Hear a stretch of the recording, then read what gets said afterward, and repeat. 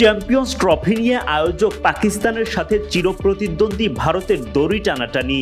এর মধ্যেই ঘটা করে বিরাট কোহলিদের আমন্ত্রণ জানালেন পাকিস্তান কিংবদন্তি শহীদ আফ্রিদি। টিম ইন্ডিয়া পাকিস্তান সফরে গেলে স্বাগত জানাবেন আফ্রিদি। কোহলিকে নিজের প্রিয় খেলোয়াড় দাবি করে পাকিস্তানের সাবেক এই অধিনায়কের মন্তব্য, পাকিস্তান সফর করলে কোহলি নাকি ভুলে যাবেন ভারতের আপ্যায়ন ভালোবাসাও। 2025-এর ফেব্রুয়ারিতে মাঠে গড়ানোর কথা চ্যাম্পিয়ন্স ট্রফির পরবর্তী আসর, যে টুর্নামেন্টের আয়োজক পাকিস্তান।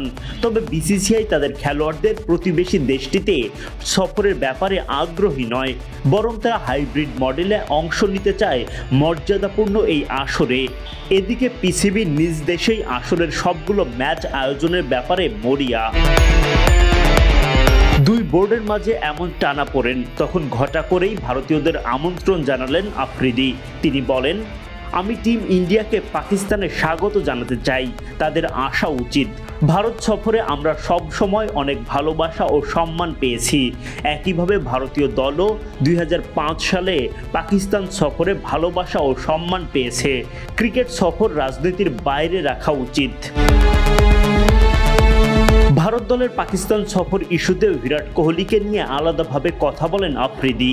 তিনি বলেন, বিরাট কোহলি যদি পাকিস্তানে খেলে তাহলে সে ভারতে যে ভালোবাসা ও সম্মান পায় সেটা ভুলে যাবে। পাকিস্তানে তাকে নিয়ে উন্মাদনা অনেক এবং আমাদের লোকজন তাকে অনেক ভালোবাসে। আসলে সে আমারও প্রিয় খেলোয়াড়। আফ্রিদির পক্ষ থেকে এমন আমন্ত্রণের পর শেষ পর্যন্ত কোহলিরা ভারত সফর করবেন কিনা সেটাই এখন দেখার বিষয়।